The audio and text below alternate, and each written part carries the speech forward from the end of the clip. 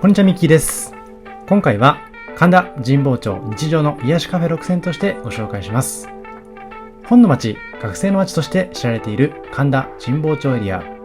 近年では電子書籍やリモート講義などが普及し、だんだんと足が遠のいてしまっている方ももしかしたら多いかもしれません。ただ、そんな時代の変化を受け、新たに誕生しているカフェが多いのも事実。以前サラリーマンが多い街だからこそ、朝活に活用できたり、自分だけの時間を過ごしたり、作業用カフェとして使ったり、大人にとっては満足感の高い街であり続けています。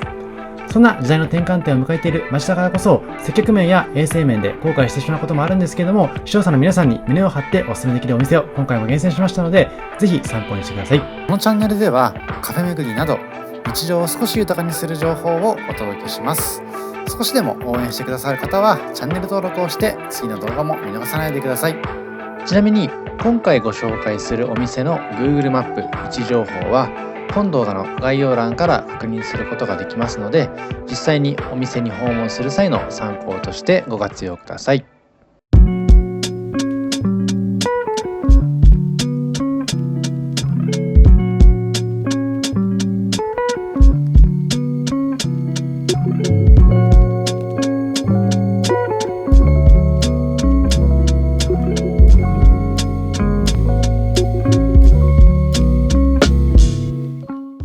まずはじめにご紹介しますのは、神田駅からすぐにあります神田コーヒー園の神田北口店でございます。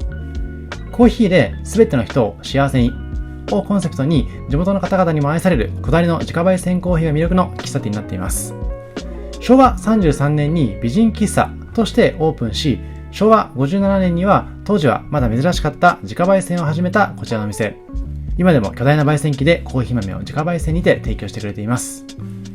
2020年の JR 耐震工事のために一度閉店を余儀なくされてしまったんですけれども、地域の人たちがコミュニケーションを楽しめる場所とクラウドファンディングに挑戦し大成功。新規一転、リノベーションをして再スタートを切っています。ギャラリーの活用や神田祭りで振る舞うコーヒーなど、地域との積極的な交流を行っている点も魅力的な部分です。場所は先ほど申し上げました通り、JR 神田駅のガード下を歩いてすぐのところにあります。入り口の扉を開けますと、2つのフロアが分かれていまして、親しみを感じる木目調と間接照明のちょうどいい明るさが、まるで大人の秘密基地のようなワクワク感を作り上げてくれています。複数人で訪れる際にはソファー席、1人でゆっくりするならカウンター席といった形でバラエティ豊かな席もありますので、用途によって使い分けることができる点もおすすめなポイントです。特におすすめなのは朝のモーニング。ソーセージ、ケチャップ、パセリのシンプルなホットドッグや厚切りでボリューム満点のトーストセット、しっかり朝の元気チャージに活用できるような店舗でもございます。そしてやはり注目なのはコーヒー。こちらの店では3つのこだわりがございまして、1つ目は入りたて、2つ目は引きたて、そして3つ目は入れたてというところで、店内に設置しましたガス釜直火焙煎方式のロースターで自家焙煎してくれている入りたての豆を楽しめる工夫も抜群です。また豆自体も少量ずつ引いていますので、いつでも引き立てていただくことができました。そしてそんな豆を豆の味が最も生きるネルドリップで提供してくれます。さて、こちらこの日いただきましたコーヒー園ブレンドとデラックスセットでございます。デラックスセットのサンドイッチはハム、野菜、卵を挟んだ一品。お皿いっぱいにはみ出るようなボリューム満点なメニューになっています。サイドメニューとしましては、今回いただいたサラダとゆで卵から選べますので、お好みで選んでください。この日もサラダをつけていただいて、朝からしっかりパワーチャージできました。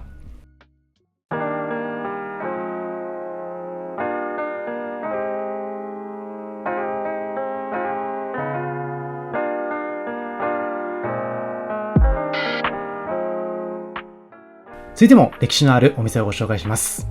こちらは斉藤コーヒー店の内神田店でございます。創業から上質な豆を仕入れて確かな焙煎技術を受け継いで75年になります老舗店。その味を気軽にお試しできる直営の喫茶店になっています。戦後間もない頃から当時なかなか手に入らなかった本物のコーヒー豆を使ったコーヒーをいち早く提供したことで多くの人たちを元気づけたこちらの店。2代目の斉藤さんが本店で全ての豆の焙煎を手掛けまして、その豆を使ってこちらの内神田店ではコーヒーを提供しています。お店の看板には斉藤コーヒーシンス1948の文字、そして宣教師風の長髪の男性がコーヒーを手にするロゴの看板が印象的です。店内は飾ることのないシンプルな内装。気軽に日常的に立ち寄りやすい雰囲気が作られています。そしてこちらのお店の魅力は何といってもコーヒー。こだわりブレンドが3種類ございまして、その名もブラウンゴールド、アメリカンドリーム、キングストンと名前自体にもこだわりを感じます。他にもブルーマウンテンなどの産地別のシングルオリジンは種類が豊富。注文からハンドドリップで入れていただくことができまして、新鮮な状態でコーヒーを入れることができます。コーヒーが苦手な方向けに紅茶などもありますので、その点も嬉しいポイントです。また、コーヒー以外が魅力になるのもこちらの店舗。朝の時間やちょっぴり小腹が空いた時には、コーヒーにぴったりなトーストやサンドイッチを合わせるのがおすすめ。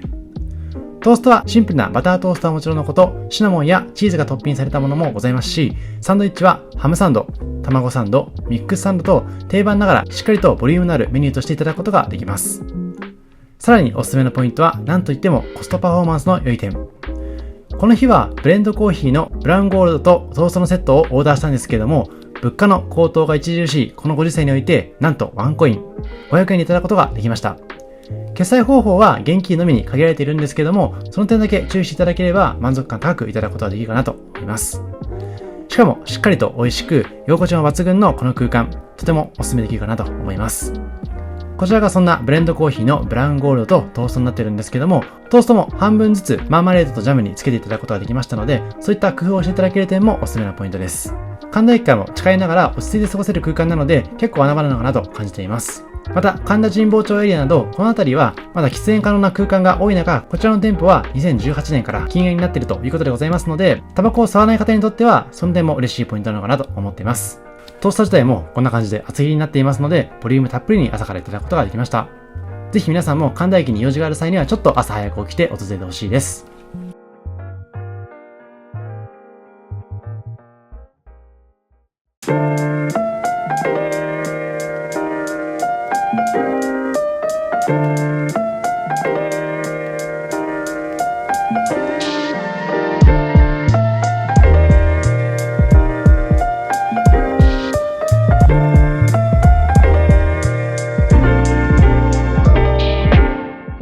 続いてご紹介しますのはボアンエリーヌというお店なんですけれども、こちら今は神田スクエアの様子を映しています。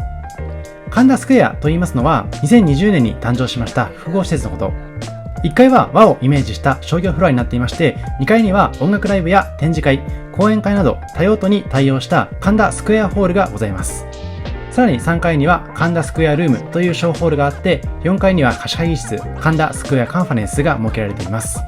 再開発が進みます東京駅、日本橋などと同様に、こちらの神田でもこういった新しい商業施設が生まれています。外装や内観は錦町にちなみまして、錦織物をモチーフとしたデザインを取り入れていまして、高層部はその外観も魅力的でございますので、ぜひ訪れていただいて、先ほどちらっと映していましたテラス席等でくつろぐのもおすすめかもしれません。そんな神田スクエアの中で今回ご紹介しますのはボアンエリーヌ。過去に東京駅編の動画でもご紹介していますので、ご存知の方もいるかもしれませんけれども、美味しいパンが味わえるようなお店です。素材や製法にこだわって生み出されます多種多様なメイドイン東京のパンをとことん楽しめる大人な雰囲気が魅力的。先ほどちらっと触れました新丸ビル店は2007年に誕生してるんですけども、こちらは神田スクエアの登場と合わせて誕生しました第2号店でございまして、2020年9月にオープンしています。丸の内店とは違って開放的な空間になっていまして、テラス席で楽しめるところも嬉しいポイント。黒とガラスのシックな外観でありながら、中の空間も天井が高く、とても居心地がいい空間になっていました。入り口を入ってすぐに目に飛び込んできますのは、ずらりと並んだ常時40種類から50種類のバラエティ豊かなパンたち。見た目もとても美しくて、テイクアウトしてご利用するのにもおすすめな店舗。また外観や内装に使われていますレンガで作られています壁はベルギーから直輸入。アンティークの椅子や大理石のテーブルが洋。一方で京都の職人によりますナーノレンが一面に広がっていますカウンターは和の雰囲気を醸し出していまして、そんな和の空間にパンが陳列されている様子も味があって素敵です。さて注目のパンに関しまして、パン生地には卵、保存料、添加物を一切使用せず、契約農家から届く小麦をパンの種類に合わせて方法を変えて自家製粉したものを使うというこだわりっぷり。食事に合わせますシンプルなパン、軽食にぴったりな食事系のパン、おやつとしてドリンクと楽しめる甘い系のパンも充実しています。さらにパンだけではなくてパティシエさん自慢の焼き菓子もたくさん用意されています。またドリンクもこだわっていまして、コーヒーは蔵前にあります自家焙煎のお店から豆を取り寄せて、バリスタさんが丁寧にハンドドリップ。紅茶は香り高いファーリーブスティーで人気のサンフランシスコにあるお店から、日本茶は京都にあります老舗から茶葉を仕入れているとのことでございました。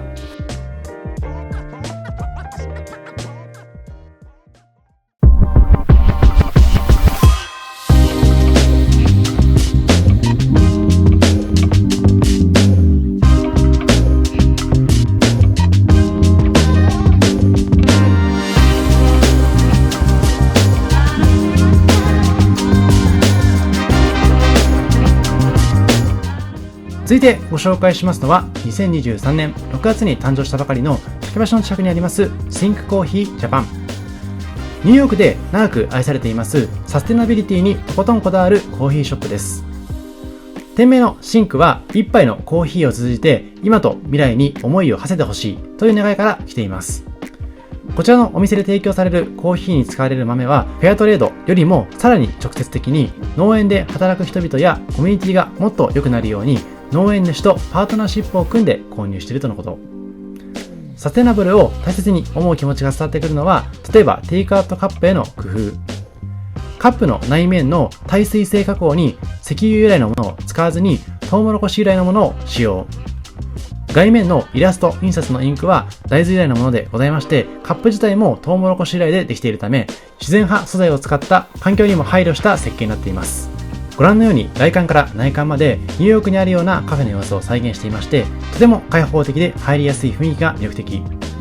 店内に入りますと、シンプルですっきりとしたインテリアがお出迎えしてくれます。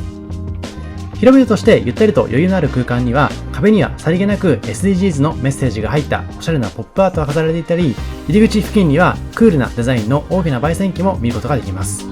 2006年にニューヨーク大学付近のグリニッチビレッジで誕生したこちらの店。元弁護士のジェイソンさんがニューヨークで暮らす多様な人々の価値観を大切にした空間を作りたいという思いでオープンしています。そんな思いが多くの人々の共感を生みまして、今では11店舗にまで広がる人気のカフェになりました。そこに足しげく通っていたのが、国連で SDGs に関する戦略を主導する仕事をしていました田瀬さんという方。オーナーのジェイソンさんと意気投合し、東京でも2023年6月にこちらの店舗をオープンすることが決まったとのことです。ご覧のように焼き菓子等のスイーツも充実していまして、ニューヨークチーズケーキやふんわりもっちりした食感が美味しいミルコスイーツの米粉ビーガングルテンフリーマフィンだったり、甘みと香ばしさが感じられますオブゴベーカーのビーガンクッキーが用意されています。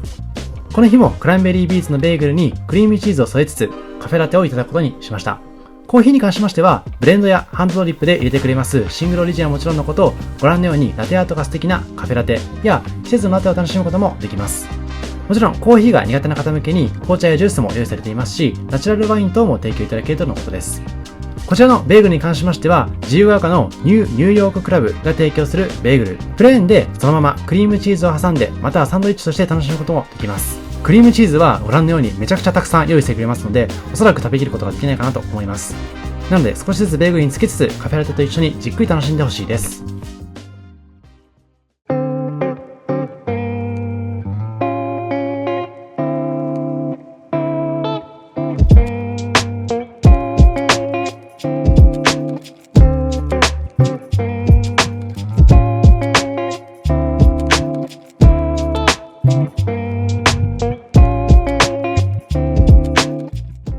続いてご紹介しますのも2023年に誕生した音花コーヒーさん。メガネのジンズが手掛けますもっとコーヒーが好きになるクリエイティブな空間になっています。高品質なコーヒーをシンプルに提供し、お気に入りの一杯を、そして暮らしを共にする豆を一緒に探していきたいというコンセプトのこちらのお店。メニューはとてもシンプルにたった2つ、黒と白です。黒はその名の通りブラックコーヒー。Today's 黒という今日のおすすめか、味や香りの違いが描かれたシンプルな表を見て確認することができます1から7の番号から1つ選ぶことができます。毎回新しい豆にチャレンジするのもよし、お気に入りが見つかれば同じものでもよし、それぞれ個性のあるブランドを比べることができますので、飽きることなく訪れることができます。また、美味しいを実現するために他ではあまり行っていないような手間をかけた製法も特徴的。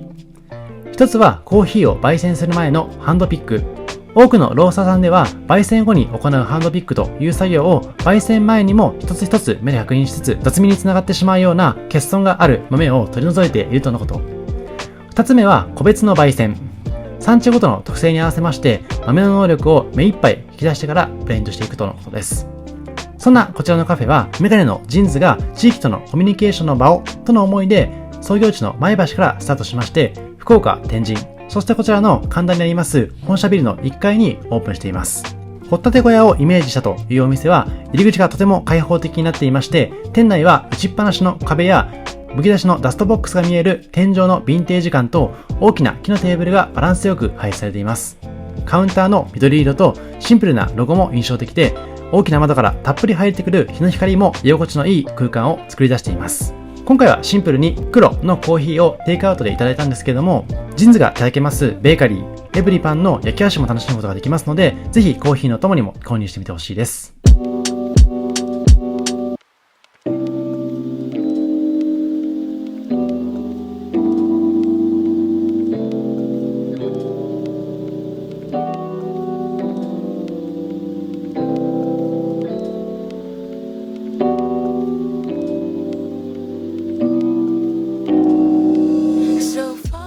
そして最後にご紹介しますのは神保町から真海コーヒー店でございます。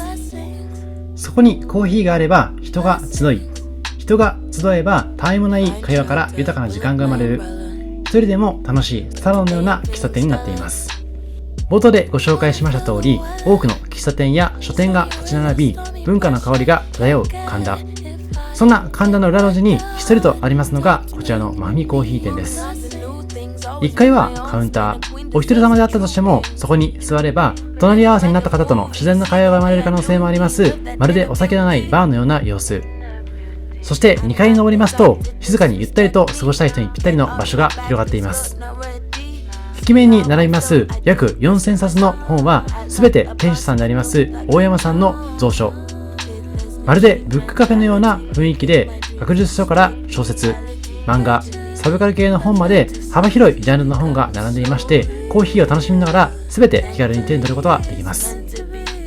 そんなこちらのお店は店主であります大山さんが青山の自家焙煎コーヒーの名店スタコーヒー店そして同店舗のマスターに魅了されまして通い詰めた後に何度も頼み込んで働いて独立してオープンしたお店。残念ながらそちらのザ・コーヒー店は店主さんの逝去に伴い昨年閉店してしまったんですけれどもその魂を引き継いでいるような場所でもございます。アメリカで社会学を学び帰国したばかりの学生だった大山さん。それまでにも様々なカフェを巡ってきたということなんですけれどもスターコーヒー店には大きな衝撃を受けたとのことです。美味しいコーヒー、気さくな店主、雰囲気のいいお店、そんなスターコーヒーさんの影響を受けつつ本という要素を加えてこちらのお店を始めたとのことです。さて今こちら映像で映していますのは実はトイレの様子。この本棚の中で出っ張った取っ手を引いていただくことで入ることができる遊び心あふれる空間になっています。主張せずにさりげなくでもしっかりとコーヒーの美味しさにもこだわっている点もお勧めできるポイントです。さてこの日はコーヒー琥珀と季節限定のいちごレアチーズケーキをオーダー。ネルドリップで丁寧に入れてくれますレギュラーコーヒー。オレオを砕いたほろ苦いボトム生地にトロトロで網のあるクリーミーなチーズケーキ部分。そしてその上に薄紅色のいちごムースの甘酸っぱさが絶妙なバランスを保っているこちらのいちごレアチーズケーキは絶品でございました。コーヒーに関しましてはブラジルサントスナンバー2のスクリーン19の1種類のみ。豆が大きく品質と価格のバランスが取れた一品になっています。甘みを引き出しやすいそんな豆を自家焙煎した後1日寝かせ真鍮の枠から自作したネルを使って丁寧に入れてくれています。他にも紅茶やクリームソーダ、ホットチョコレートなどのドリンクも豊富でございますしアルコールメニューの提供もありますのでまさに大人の雰囲気は抜群。フードメニューもカレーライスやクロックムッシュセットもございますのでぜひ機会があればそちらもお試しください。以上今回は神田神保町からおすすめカフェを6選ご紹介いたしました。最初にご紹介しました神田コーヒー園さんと斉藤コーヒー店はとてもコスパが良い朝から楽しめるお店だった一方で神田の進化を感じることができるようなポワンエリーヌさんやシンクコーヒーさん、音楽コーヒーさんなんかも特徴的だったなと思っています。あとは特に本の街を体現していますまふみコーヒー店さんは大人数ではお勧めしないもののお一人様ですとかお二人で訪れる際には抜群でございますので、ぜひ一度訪れてみてほしいなと思います。過去の動画の中でも他にたくさんの喫茶店をご紹介していますので、ぜひ過去の動画も参考にしていただきつつ、本だけではないコーヒーの魅力に触れてみてほしいです。また、東京駅までも歩いていけますので、東京駅に用事がある際のついでとしても抜群です。以上、ミッキーでした。ありがとうございました。